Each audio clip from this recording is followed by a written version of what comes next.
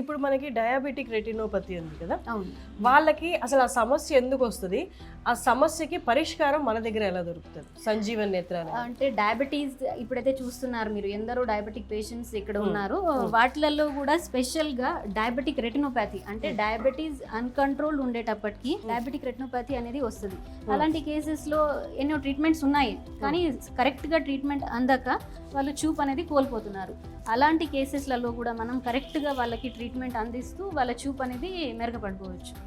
అంటే డయాబెటీస్ ఇప్పుడు అక్కరైంది అంటే వాళ్ళకి కంటి సమస్యలు స్టార్ట్ అవుతాయి అంటే ఎప్పుడు మొదలవుతాయి, అవి ఏ స్టేజ్లో ఉన్నప్పుడు వాళ్ళు అది గమనించి సంజీవన్ నేత్రాలయకి రావాలి? బేసిక్గా చూస్తే డయాబెటిక్ పేషెంట్స్కి ముఖ్యంగా ఇలా సిమ్టమ్స్ అనేవి రావు. సడన్గా కొన్ని కేసెస్లలో ఏంటంటే సడన్గా చూపు అనేది తగ్గిపోతుంది. అప్పుడు వాళ్ళు ఎప్పుడైతే ఐ చెకప్ చేస్తారో, దాంట్లో ముఖ్యంగా రెటినా చెకప్ చేస్తారో, అప్పుడు అది రెటినోపతి అని బయటపడుతుంది.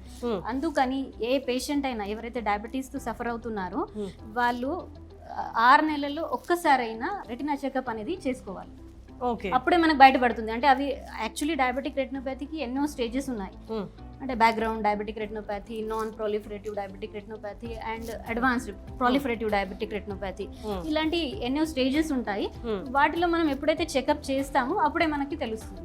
ముఖ్యంగా డయాబెటీస్ పేషెంట్లో ఈ కంటి చూపు కోల్పోవడం అనేది అంటే మందగించడం అనేది చూపు ఎందుకు అక్కర అవుతుంది, దీన్ని మనం కంప్లీట్గా పరిష్కరించగలమా? బేసిక్గా డయాబెటిక్ రెటినోపతిలో ఏంటంటే ఎప్పుడైతే మన బాడీలో షుగర్ లెవెల్ ఫ్లక్చుయేట్ అవుతాయి అంటే ఐదర్ హై అవ్వడం కానీ ఆర్ లో అవ్వడం కానీ, ఈ రెండు కండిషన్స్లలో కూడా రెటినాకి ఆక్సిజన్ సప్లై అనేది తగ్గిపోతుంది.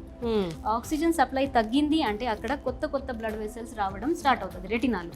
ఆ కొత్తగా ఫామ్ అయిన బ్లడ్ వెసల్స్ చాలా వీక్గా ఉంటాయి, డెలికేట్గా ఉంటాయి. ఆ ఏ చిన్న యాక్టివిటీతో అయినా అవి లీక్ అవుతూ అక్కడ బ్లీడింగ్ అనేది స్టార్ట్ అవుతుంది.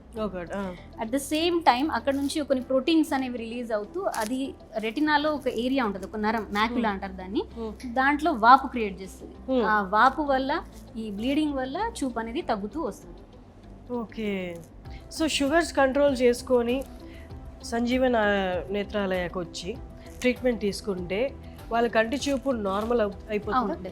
మనం ఇక్కడ ప్రాబ్లం ఏంటి, అది ఏ స్టేజ్లో ఉంది, అవి అన్నీ మన దగ్గర మోడర్న్ ఎక్విప్మెంట్స్ ఉన్నాయి.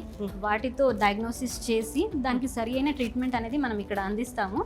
ఆ ట్రీట్మెంట్ ద్వారా వాళ్ళకి మొత్తం చూపు అనేది వచ్చేస్తుంది.